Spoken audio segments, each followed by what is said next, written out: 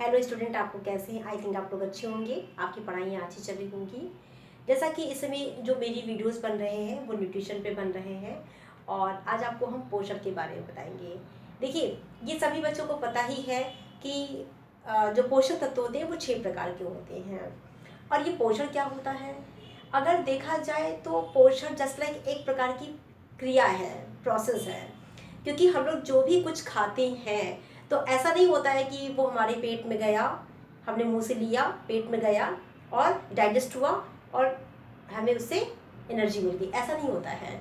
तो इन सारी क्रियाओं को करने में एक टाइम होता है, एक प्रोसेस में काम होता है।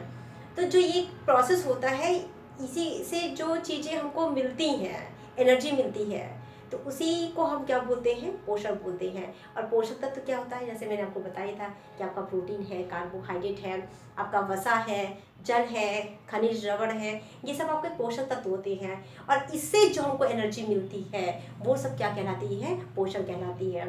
और अभी जैसे कि मैंने बताया कि पोषण की जो होती है वो क्रिया होती है। ऐसा नहीं होता कि हमारे शरीर में गया और हमको एनर्जी के रूप में वो कन्वर्ट हो गया।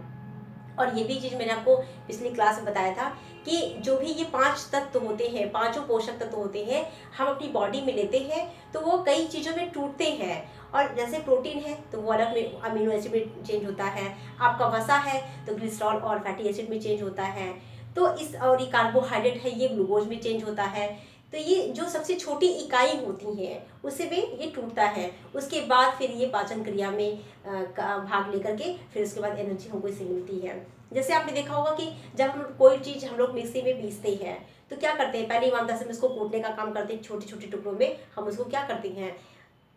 डिवाइड कर देते हैं। उसके बाद फिर हम अपने मिक्सी जार में डालते हैं और फिर उसके बाद उसको पीसते हैं। तो उसी प्रकार से ऐसा नहीं होता है कि हम लोग भोजन लिया तो जो पाचन क्रिया होता है वो हमारे मुंह से ही स्टार्ट हो जाता है। क्योंकि जो लार से हमारे एंजाइम्स निकलते हैं वो भोजन को पचाने का काम शुरू कर देते हैं।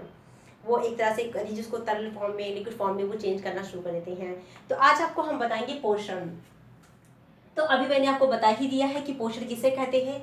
पोषण को हम 2 भागों में बांटते हैं, एक सुपोषण होता है और एक कुपोषण होता है।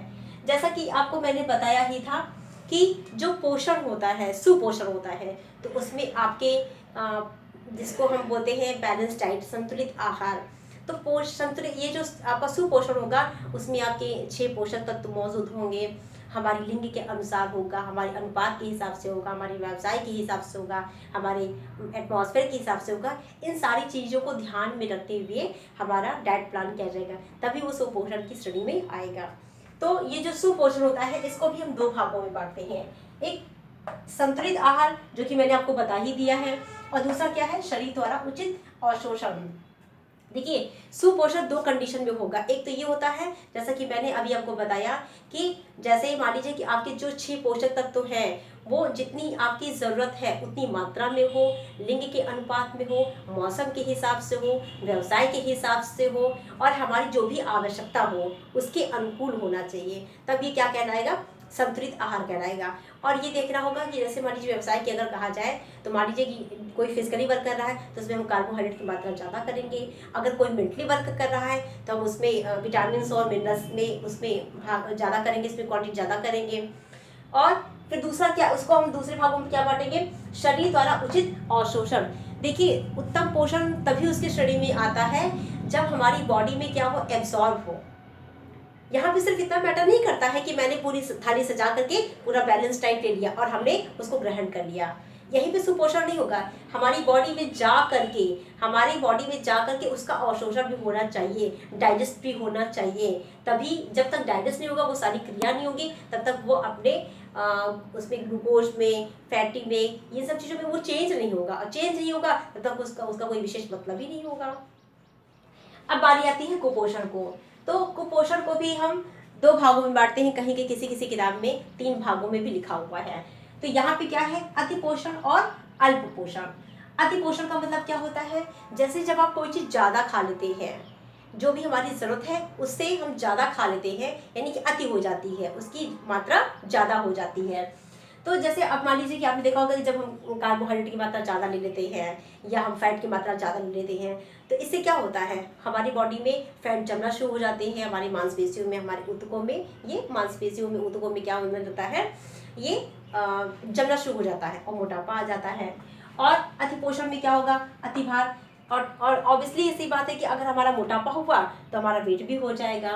हृदय रोग हो गया, यकृत रोग हो गया और उच्च रक्तचाप, इस तरह की बीमारियां हमारे शरीर में डेवलप होना शुरू हो जाता है।